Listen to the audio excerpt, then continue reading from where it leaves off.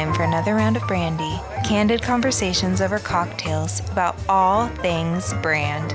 With your hosts, Reilly, Newman, and Scott Saunders, the brand developers behind Motif Brands. Welcome back to another round of Brandy. Scott and I are here today with something that's kind of interesting, looking at brand, but through the lens of theater. It may sound odd, but we, if you know anything about it, it's not odd. It's glorious. Completely normal. Reilly and I both, we have a love for theater, live theater, musical theater, theatrics, and you know, for me personally, it comes down to storytelling. I think why you and I enjoy branding so much is that we love the art of storytelling. Yes. And that's why we're big movie buffs. We're big, you know, whether it's TV shows, video games, like anything that has a narrative that crafts a story, I totally eat up. I love it. Yeah. And that's why I'm in this line of work. Yeah, and I think we both have, you and I, we do gravitate towards that, and also just the communication of it. We love a well-crafted sentence. We love a well-crafted paragraph, or even just a name to a brand. We just love when things are carried out a certain way, and those, in our minds, those are almost theatrics, how you're expressing something, how a business, a book, a movie, a video game, anything like that is actually expressing that and getting the point across. Yeah.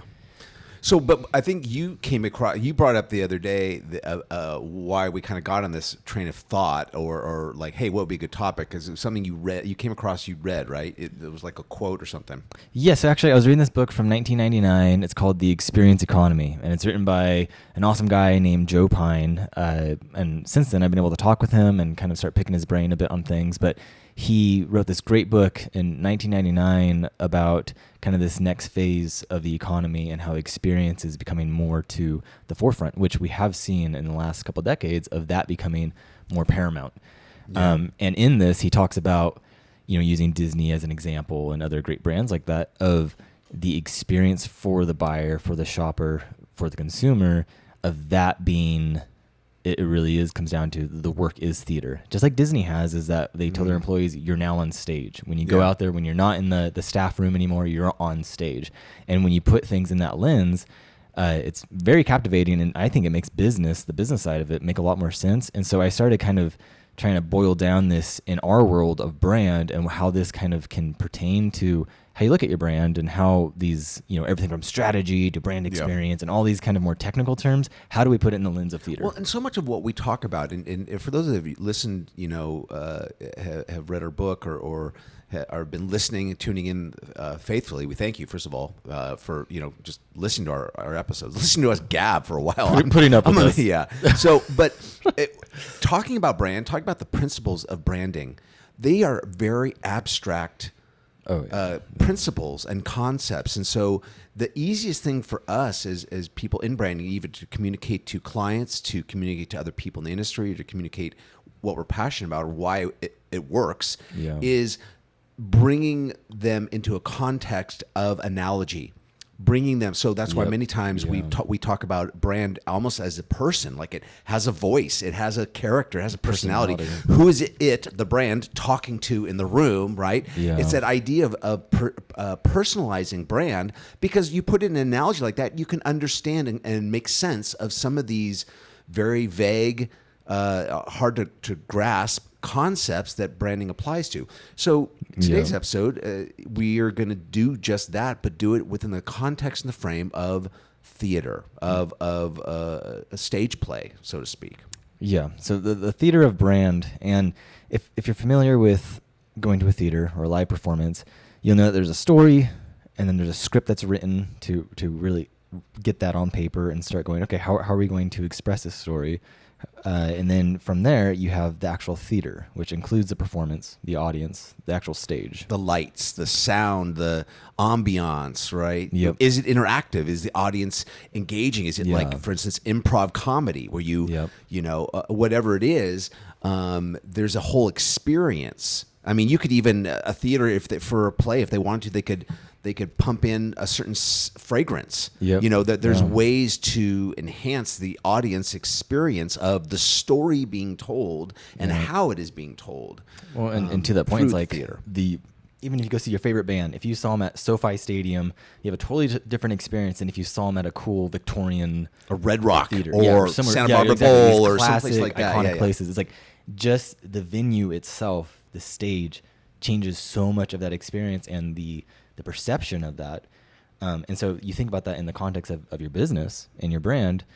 It's going, okay, what does that look like for us? What is our stage? How do we do that? So, but going back to the first actual step of this and the story, and kind of like we talked about before is the narrative. I'm sure a lot of you, if you haven't read the book, Story Brand, that's a very popular one among business owners, and they talk about the gist of like a hero's journey and stuff. But right now we're really focusing on the narrative and the story and just kind of your unique perspective on the industry that you're in. And like we talked about before on previous episodes, like really, what is your story, but also adding that uniqueness and adding that that distinction that's going to make you stand out. And it's not just a tale. If we could sum it up, I think the story, that first component, the story, it's the why.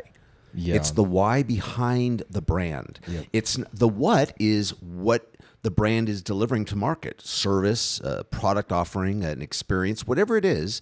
That's the what. But why is the narrative. It's the tale to be told about why this is the brand for you, the audience, why it's the brand, what they're passionate about, what they align themselves with. And we've talked about how audiences emotionally align with brands and for what reasons. And so it's the why. Yeah. That's the story phase. If you, again, in the context of theater, we have a story to tell, right? If it's Hamlet, it's that tale that Shakespeare wrote, that's the story. That's the why, in a sense, with the brand. It's the why. Yeah. What you're trying to tell. In this case, the why, not necessarily the what. Yeah. Like I'm watching Game of Thrones right now, and there's so many great interwoven messages in each of the characters in these crux, right? It's like it doesn't even matter who the character is or what they're going through, but the why these characters exist and what they're experiencing, that's the point that the original writer is trying to get across, and how that's being translated through these characters. So the why of maybe your favorite movie, of that message they're trying to get across, it's being delivered through the vehicle of the movie, the characters, but that message is ironed down and their point is still getting across to you. And you look at anything from Screw Tape Letters with C.S. Lewis to 1984 to anything modern books that are successful. It's like there is a why at the core of it, and that's Harry that common Potter. Thread that's going. Yeah, Harry Potter, right? Another one of our personal favorites here. That common thread going through it. Yeah, and it's really helping to identify the uniqueness of the brand. What makes it distinct, what sets it apart, so it's positioning. The story being told can be strategy, how it's trying to navigate through the market space and carve a unique path that it can then draw its audience, its consumer base, its customers or clients to gravitate towards its unique path that it is carving through that. Yeah. What do you think a good example? Well, we've got a couple examples in mind, but I'm wondering if we, they all have different stories, but I'm wondering if we should go through our different analogies and then swing back around let's go through each to step some good examples, because they each have different stories to tell, and we can help identify how they're doing it through what we consider the three phases of the theater, right, that we're talking about. So I think the first one was that story. It's the why. And then if you move into the how, that is, like you brought up, the script.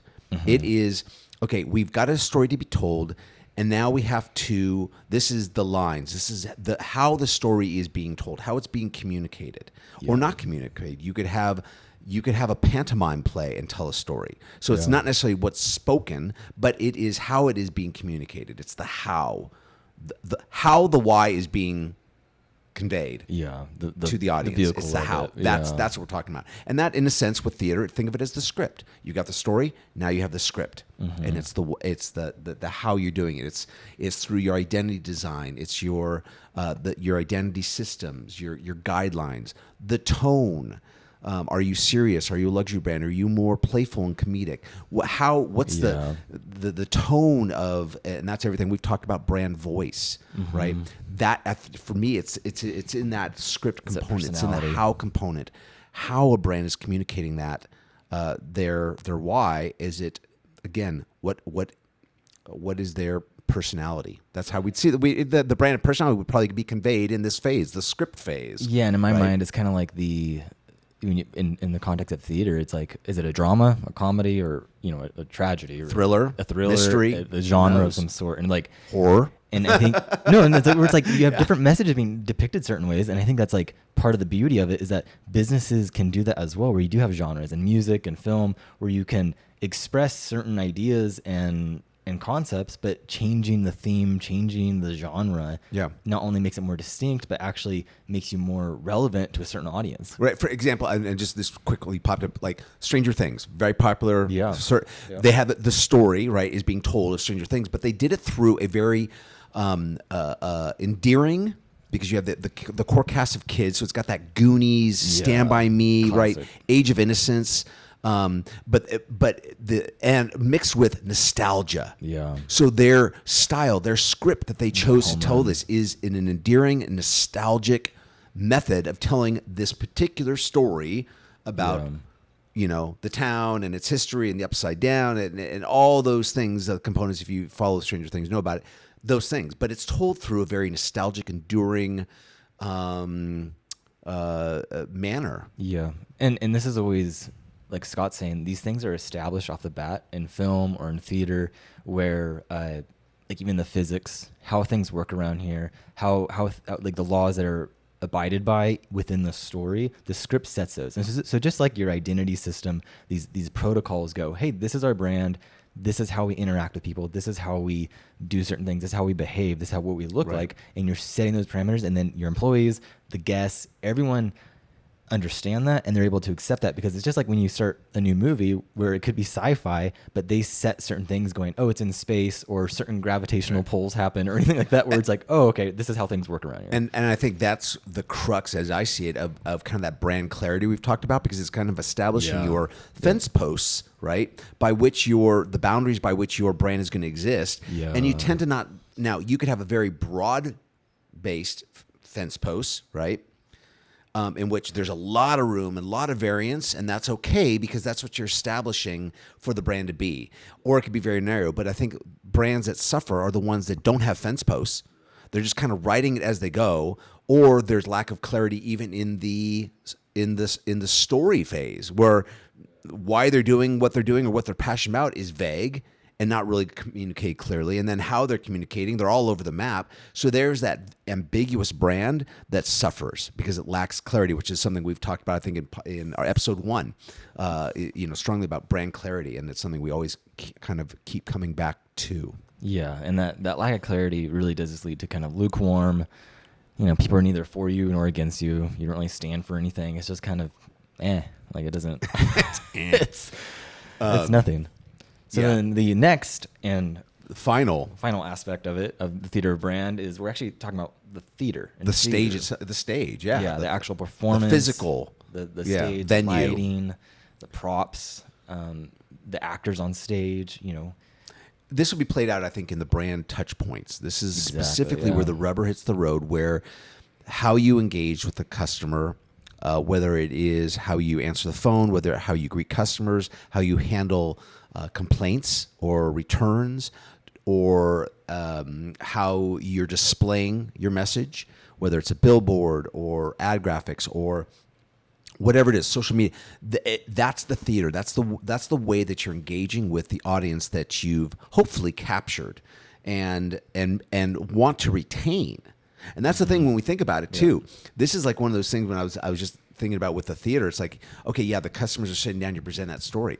But think of it more importantly as you have, what if it was the audience is walking through? It's almost like that they're passing by, and you've got to capture their attention. It's kind of like if you go to the fairgrounds or any place where there's a big venue and you have little. We were just at a wine and jazz festival up in Half Moon Bay. And you had the main stage, but then you had these smaller little jazz acts that were often side streets, right? Yeah. You're getting your wine samples and you're walking around, or a street performer, right? Yeah. Here's a great example: a street performer. You're walking down, you're trying to get from point A to point B, and you encounter a street performer, and they've got a quick split second to capture attention and engage with you. And so the idea is, in this analogy, I don't want people to lock in that they've got a captive audience for an endear. Now, repeat customers are definitely a captivated audience, but you're also trying to acquire new audience members. Yep. So keep in mind this concept of theater, keep it loose in your mind that it may be your audience is literally passing by and you're trying to capture their attention to tell them the story and how you're about to telling them the script, and you've got a short window of time, or you have people that have bought tickets in advance, can't wait to see you again, they're sitting down, and they're sitting down and they're not going anywhere. So many times your theater experience might be both an audience that is transitory and transient, or sedentary. They are coming and they're going to sit and they are going to park it, and they can't wait. They're already fans. Yeah, they're already in the room, sitting down. They bought a ticket, and even that, it's like when you do have a captivated audience and they're sitting down, depending on your performance, depending on what you're actually providing, the audience engagement changes. And so even like a typical theater performance, okay, they finish the act or whatever, you can clap or whistle and applaud them.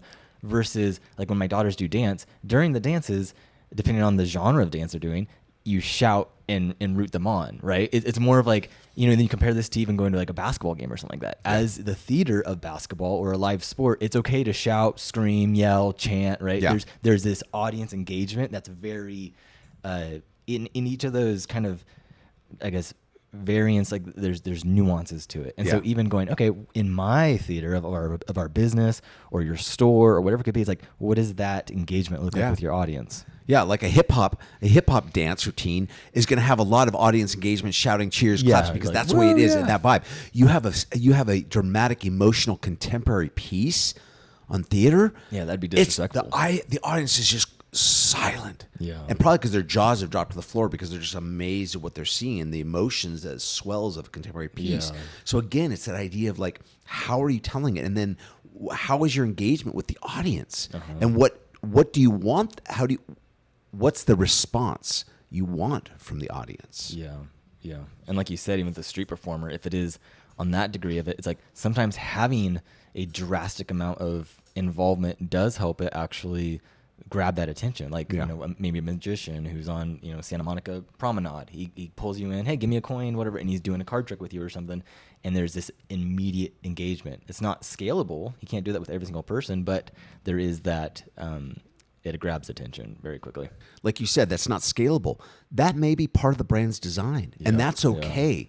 I don't think every brand or every business needs to be like, I've got to have a model that is fully scalable. No, it depends. No. It's really about you sticking to be true to who you are, what you're trying to do, having clarity in it, and then in these types of scenarios where you're telling, you've got a why to tell, how you're telling it, and then how you're like the kind of the where, where are you interacting with the audience, and on what level and to what degree. And as long as everything has a strategy behind it and is intentional, you're setting yourself up. You're setting your brand up for success. Yeah, you really are.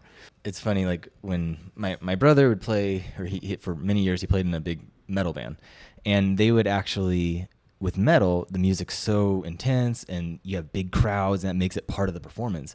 And there were pyrotechnics or all these things. And it was funny because he would tell me that there was actually, they would do blocking on the stage, where taped off on the ground on the stage, he couldn't go so far because then you'd be too close to the fire and the pyrotechnics go off and all of that. Like, no, so like you could hey, don't go this far, you're probably gonna die if you cross the caution tape. And so they're literally doing like theater, right? It's like blocking of understanding that. And there's a theme to it, metal. The band then has a style to it within that, and then the audience, this on a very high scale level of, you have 60, 80,000 people in the crowd, and that's part of the energy. That's part of the performance where they're bashing into each other, doing their thing, and that's part of the theater. Yeah. And so, but like you said, you could be also a private chef, and you could be catering to a group of, 6 to 12 people, and you're providing, that's your stage. Is a very private and very personalized, very involved, very engaging experience that the audience is really picking up and enjoying because they feel like they are the only person in the room,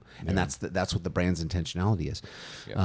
So those are the three, really the aspects of theater, where you have a story, you have a script, and you have the stage. That's the lights, everything about it. How you're setting the stage, right, with your audience engagement. So as you alluded to earlier, there's a couple brands that come to mind clearly that have strong stories to tell and how they uniquely tell them and kind of their stage setup for them. We're going to try our best to not talk about Disney. So, and yeah, we're not going to hit on Starbucks, Apple, or Disney in this episode. Surprisingly. So Reilly, what was the first one that came to mind when we were kind of like, I even mentioned just before we hit, kind of started recording. It's like, okay, let's come up with a couple brands that just do this well, right? That we see that they do it in a unique way. It makes them stand out a little bit. And this is a very short list. Not that there's many brands that do it well. Definitely. But this is just a couple that came to top. I think off the bat, both you and I, with Bass Pro Shop for a very specific audience in the outdoor genre of business, but they again focus on hunting and game, hiking, and outdoor. Yeah, it's everything outdoors. And then the way they go about that with their script to that, and then also their stage with their shops and how experiential they are, and just being able to provide something that's actually people talk about versus you think of any other place where it's kind of. I've been to 2 different Bass Pro Shops in my life. I'm not a huge outdoorsman, but I have had to frequent them. And they literally, it's like a Toys R Us for adults. For anyone that loves the great outdoors, whether it's fishing, hunting, backpacking, hiking, camping, whatever it is, they have something for everybody. And you walk in and literally they have they have taxidermied animals. They have giant. A waterfall. They have like a big giant tank with all these fish in it that are like rainbow trout and stuff. I mean, it's like cool. And it's like a playground. I've been to one that, and maybe they all have it, but I went to one where in their hunting section, their gun section, with they had rifles and shotguns and all that stuff, but they had a air BB gun shooting gallery like you'd find at a carnival. And it was like, how fun is that? Like, not only if you got a son and you're out there, you're looking at the next, if you're shopping for a 22 for your son, right? If you want to teach him the art of shooting side on side and try to have a shootout at the shooting range, at the gallery, which is kind of arcade and fun. It denotes fun. It denotes the great outdoors. And they definitely have a loyal following. Oh yeah. They acquired Cabela's, which was kind of their big. Those were the 2 guys that were kind of going head to head, and they acquired that, and so it's a big brand, but they have a story to tell, and that's kind of like, it's like the why is like, it's like celebrating the great outdoors and why people love outdoor activities, right? And and really leaning into that and making it fun. They could have just had a wall-to-wall retail store, but they don't. They go their stores are massively huge, and they're all look like old timber, and like every time I walk into again, I've been to 2 in different locations, but every time I walked in, I've been amazed at going everything from even selling like ski boat. One was selling ski boats, water ski boats, and you're just like it is literally like a playground, and I can understand why anybody would. Particularly, I know I said it for men and women, but definitely it's guys that are into outdoors and going to Bass Pro Shop. It's a thing. It's a ghetto. It's a thing. It's like going for people that love to mall shop. It's like going to the mall, going to the outlets. Hey, we're going to do some damage today. Guys going to Bass Pro Shop, I'm going to do some damage today. It's like how Best Buy used to be, going to Best Buy. Kind of. Yeah. for nerds. Now Costco's my getaway. It was so funny because I remember when DVDs became the thing, when no longer VHS, and it was all about, before Blu-rays, but just DVDs alone. Yeah. The big retail place for finding any movie that when it came out on DVD was Best Buy. Anytime I could, I would go to a Best Buy and at least come home with 1 or 2 new DVDs to add to my collection, because I felt like this is a never retiring. This is going to always be like the VHS tape. You could wear it down, wear it thin, break it. It could get chewed up and it's gone. Yeah. DVD, it's forever. It's forever. Yes. So I'm adding to a permanent movie collection. And I think what Cabela's and Bass Pro Shop did so well is that they took the shopping, the general shopping, activity, and they transformed it into this experience where they could have, like you said, they could have easily just had things on the wall and aisles of things. Okay, pick what you want and check out. But they've created this experience where it is not only what people talk about, but they look forward to it. It's engaging. Yeah. And that's where it's like we talked about with the audience, is that their stage is really well built out. They have this very in-depth and engaging build out, and they invested a lot into that, but that's what's created such a great brand and what they're known for. Yeah. And that's been a very probably long-term play for them, but it's worked. Yeah. And even going so far as Bass Pro Shop trucker hats are a huge fashion. It wasn't, I would say probably 5-6 years ago, it was like, that was a thing, that it just became popular, particularly with with the younger generation. It was like, for some reason, Bass Pro hats was like a fashion statement. It was weird. Moving on, one brand that I want to bring up because, and I know you have pets, but I have 2 dogs and a cat in the house and 2 boys. Yes, and one brand that really stands out for me that has a strong story to tell and how they tell it is the Farmer's Dog. It's a brand that's been around for a while. It really kind of blew up a lot because in the Super Bowl last year, they had a Super Bowl ad that just went. It was like one of the most endearing Super Bowl ads. Everyone was talking about it. It was hitting all the news when it came out. People were showing the commercial and talking about it, and it was titled Forever. And it was basically this young girl, this little girl, getting a puppy, this lab, and watching the stages as you showed the girl growing up through grade school, high school, college, and engaging with the dog as it grew older. And I think she's graduating college, or she's reaching a new season of life, and the dog is gray and old, and still having that connection. And the message was longevity of this fur family member. Yeah. That for pet owners, they're like children.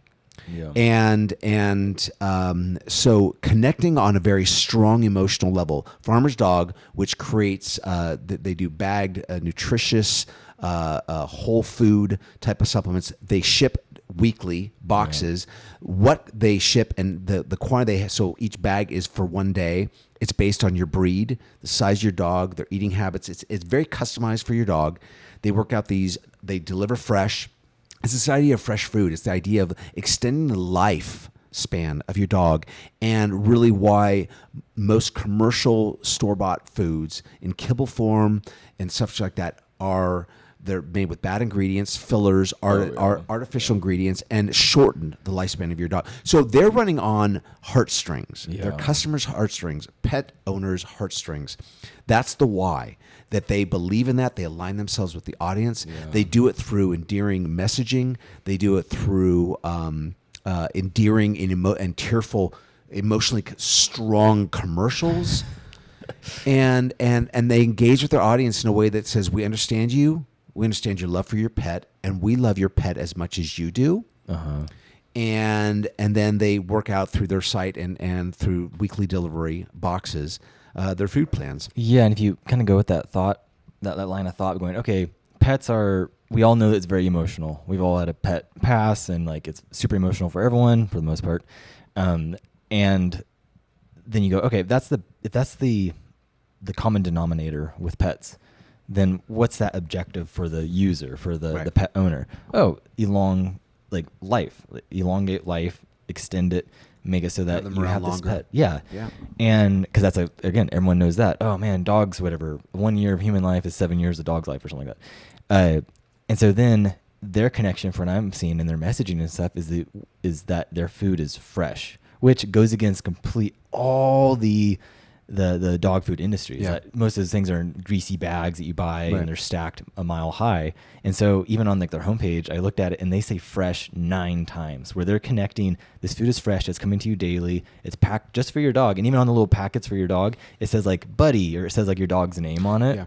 And then they're making that connection of, for your emotional goal of, man, I want to be with my pet for as long as possible, fresh. You need fresh. They even go so far on their website to simplify the consumer experience when you're investigating their brand, where they even like give their reviews, but they're not reviews, but they'll show a picture of the dog and go, and it might be a very small dog, and go, so and so there for Kelsey, whatever the dog's name was, it was a little a girl Schnauzer or something, and Kelsey for her breed and for her cost was $2.80 a day.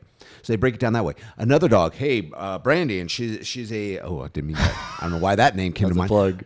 But like she's a brown lab and she's 75 pounds. She's $5.37 a day. And you're able to look and go, okay, 30 days out, that $5 a day, 30 days, you're doing the math. You're going, okay, $150. Well, I buy 2 big bags of kibble, even at night, it could be high grade kibble, right? And you start doing the math. And so be able to break it down to going, the cost of a latte is equivalent to switching to a very healthy diet for your animal. Is how they're communicating that. And since we talked about nowadays, and before we go on to the next brand, offsetting. I know, sorry. In contrast to that, since we talked about script, okay, Farmer's Dog is doing it through a very kind of a drama, very serious, emotional, right? Yeah. Super on point. Very raw. With the Even audience, like their logo, right? it's That's so their script. This is the how they're doing it, how they're telling the story. Another brand that has risen to the top recently in pet foods and the same kind of model, but though not quite like that, is Fresh Pet. Yeah, and they're kind of popular right now because their commercials are really fun, but they're doing it more through comedy. So their script is more of a comedic take. They're still saying, "My pet is so important in my life," because they show commercials where some guy might be having a dinner date, inviting his date over, and she's getting maybe a drink out of the fridge or getting more wine, and what's this bag of dog food in here? Why is this? Oh, this is Fresh Pet, and he explains why it needs to be refrigerated and it's fresh ingredients, blah blah blah blah, and she's going, it's just dog food, and then the next cut, she's literally out on the sidewalk, the front door shutting, and he is eating the dinner with his dog at the table. The dog is eating the portion that he had cooked for his date. Again, my love for pet trumps everything over friendships, over family, whatever it is. And so that comedic approach is kind of telling a very similar story, how important your pet is, but they're doing a script that is more comedic versus the Farmer's Dog, which is going much more drama, emotional, sincerity, and a sweeter side. Well, even on Fresh Pet's site, right away, you get a video of a lady getting the food out of the fridge, out of the human fridge, and the dog's right there looking up at it. And the text says, it's a trademarked slogan, it says, "It's not dog food, it's food food." And even that, it's lighthearted, it's casual, it's fun, and it's not being too not serious. Labeling it as pet food. Yeah. So again, that's how they're trying to position themselves in the market space, even maybe against Farmer's Dog. But again, 2 different brands saying the same drama, the same story, right? Mm-hmm. The why the brand is there and how their purpose in the relation to the consumer, but they're doing it with 2 completely different scripts. Yeah, different approaches and different.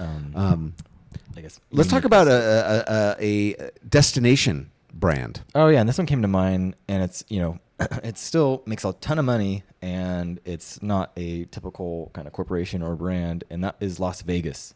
Las Vegas is known, even when you just say the name, there's imagery that comes to mind, from a neon cowboy to the classic sign to Welcome to Las Vegas. I've seen that parodied so much in other cities, even one of our local cities I've noticed has erected a little sign that kind of plays off the welcome to location X, and it's kind of a little take on the Las Vegas sign. And it really is it's become the definition of almost tourism, but also entertainment, nightlife. It means so much, and this came to mind because really the story of Las Vegas, its unique approach of, man, this place is in the middle of nowhere, it's literally in the desert, and it's so, you got the neon lights, you have huge buildings, really unique architecture, but all of these corporations and brands that are actually making up Las Vegas, they're all still abiding by that script that makes Las Vegas Las Vegas.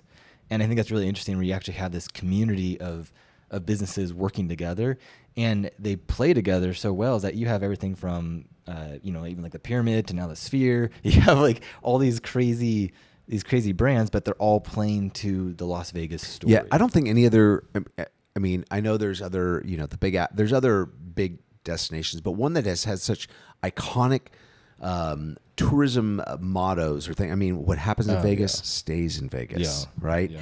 That the other cities try to parody or mimic, and so that really leans into the power of this one town's brand for the whole town. And I think that the whole positioning where initially, Sin City, like it was so, you had this very,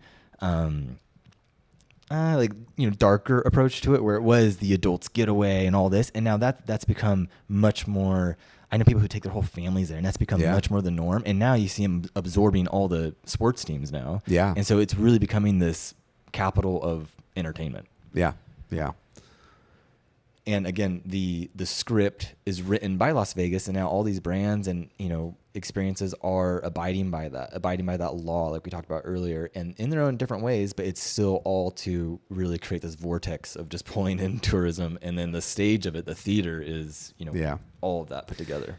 And then lastly, I think another brand that I think we'll kind of wrap up with is Trader Joe's. Yeah. I'm a Trader Joe's shopper. I know you are. And a lot of people, if you have a Trader Joe's in the town, a lot of people shop there. And it's not for everybody. I know that. I recognize that. But there's something that Trader Joe's, what I love about their brand and why they connect is that even the name alone harkens back to, makes me think of the Jungle Cruise, right? Yeah. When you have Trader Sam and he's selling wares, but it was like the idea of like there's a guy that comes in on a boat into a port. And he has been to exotic locations, and he's bringing things from around the world, whether it's unique spices or unique, culinary things and trinkets and all that stuff. And so even the brand name alone positioned itself in a unique area, bringing about, in a sense, Trader Joe's is a white label, built on white label, meaning that they will buy products and they don't. They buy products from other companies, but they put their label. So that's why you see everything, for the most part, so many things have Trader Joe's brand this. Yeah. And they have the frequent flyer, which is their kind of newsletter. Again, that idea of like what they have to introduce. There's always something new dropping at Trader Joe's. It's not just a grocery store. And the relationship they have with the consumer, even taste samplings are introducing, like I've discovered they make a lemon pesto. Oh my gosh, this stuff is insanely great.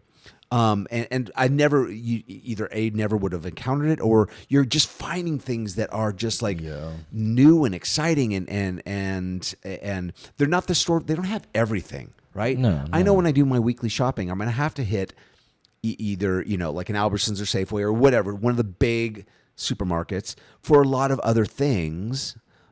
But if Trader Joe's has that category, I'm going to get a Trader Joe's. And I feel like they have really great, their position is, they aren't for everyone. They don't have everything. That's the point of it, is that they have, I think it's like they have a fraction of the SKUs that like Albertsons and them have on their shelves, but they'll actually outsell, which is crazy. But they, even their scripting, I feel like it's really well done, because even in Joe Pine's book, the one I mentioned earlier, he talks about you have mechanics and you have humanics. And I actually love that term, because he talks about the mechanics of the process of how someone engages with the brand, but the humanics are how do your employees engage with the people? What's their, and again, Disney. That's the one time we reference it, I think. But Disney. We told you we weren't going to talk about Disney has such scripting for their cast of certain things to say, how you engage with certain guests when they're acting a certain way or asking certain questions. And even Trader Joe's, I notice if I ask a Trader Joe's employee where something is, they stop everything they're doing and they walk me to it. Or they'll go back if they're out. Do you have any more? Yeah, they'll literally go back, drop what they're doing, and go back and they'll search high and low and get me an answer. Sorry, we're out, but guess what? We will be getting some on tonight's shipment. We'll have it in for you tomorrow. And it's just the way they handle it, where it's like it's so different. And even because when they first did that, I was like, oh, that's weird. And then I actually tested it the next time I was in, where I was like, hey, where's the whatever pasta sauce or something? And the lady stopped. She was like taking inventory. She stopped what she was doing, walked over, and took me over there. I don't know any other store that really does that, let alone going to let's say an Albertsons and finding a store clerk around that you could ask questions for. No, they usually don't know where something is. If I do, they're doing an online order fulfillment and they're in their own world because they're shopping and they're like, it's almost like they're one of me. They're cruising aisles, putting everything in the carts, right? So they're not really one to ask for that type of thing. But you're right. You usually get, that's going to be over on aisle 14B. Okay, thanks. And you're walking over and you're hoping to find it, but literally every time, I agree with you. Straight to the spot. That's kind of so awesome about it. And then you think of, again, going to the stage, the performance of it, is that Trader Joe's are set up a very certain way where the building size the way they do the carts, the way they do the wood paneling on the inside, the chalkboards, Hawaiian shirts, typically. It's so brilliant the way they have this thing engineered. Yeah. And in other words, it's scripted a certain way where the props, the actors, they all perform a certain way. And how many grocery stores, most grocery stores, their management is upstairs in one-way paneled glass. Their ivory they can tower. look out on the floor, right? Their ivory towers. Trader Joe's, their managers are always right there at eye level. At any time in my shopping experience, if I had a problem, if I had a question, if I want to ask if something was going to be coming back in, if they're bringing it back out, their manager's always there, accessible, friendly, and accommodating as much as possible. And I love that. The fact that you feel like everybody's got a role. And even upper management, the people that are running the whole crew, running everything, are right there, and I have instant access to them. Yeah. It is to me part of that Trader Joe's experience. It's that theater that they have set up by which the customers, the audience is coming in, engaging with the brand, and continuing to enjoy it. Yeah. And even I noticed that every time I buy eggs there, they always ask me when I'm checking out, did someone check your eggs for you? Yeah. And I'm always like, oh, no, I checked on those. Actually, I've never actually purchase eggs that are broken from Trader Joe's. But I was like, even that scripting of, it doesn't even matter that someone checked the eggs or not. They're showing that they care and they're watching out for my groceries that I'm buying from them. And even their checkout, the cashiers, sometimes unique something, they've gotten something where it's like, oh, coffee, encrusted almonds or something like that, and they'll go like, oh, have you tried these before? And I'll be like, yes, When you talk about this is my second or third buy of these things. I can't get. He's like, oh, I haven't tried them enough. Tried them yet? And so that idea of engaging, they're just they're engaging with you, and I appreciate that. And again, it's like the audience with the performers and the actors and the engagement between that of, there is some improv in that too. You're talking to them, you're chit-chatting, boom, boom, boom. It feels relational. It feels there. Just like when you go see an improv or even a stand-up comic where he's engaging with the crowd, there's this intimacy. There's just like, he starts becoming your friend through this, they're on a little stage and they're talking to you, and it's a totally different experience than being up in an ivory tower. Yeah, for sure. So to sum things up, branding is a unique, ambiguous thing. And we try to come up with some analogies to help people have clarity and understand branding and the importance of it and how it really transforms business, whether it is the why, what they're saying, or the script, how they're saying it, or the theater, the context, the stage by which they are, all those things are coming together and how they're engaging with the audience. It's storytelling. Branding is all about storytelling. Yeah. We're going to wrap it up now. And thanks so much. And we appreciate you guys checking in. Until next time. Cheers. Cheers.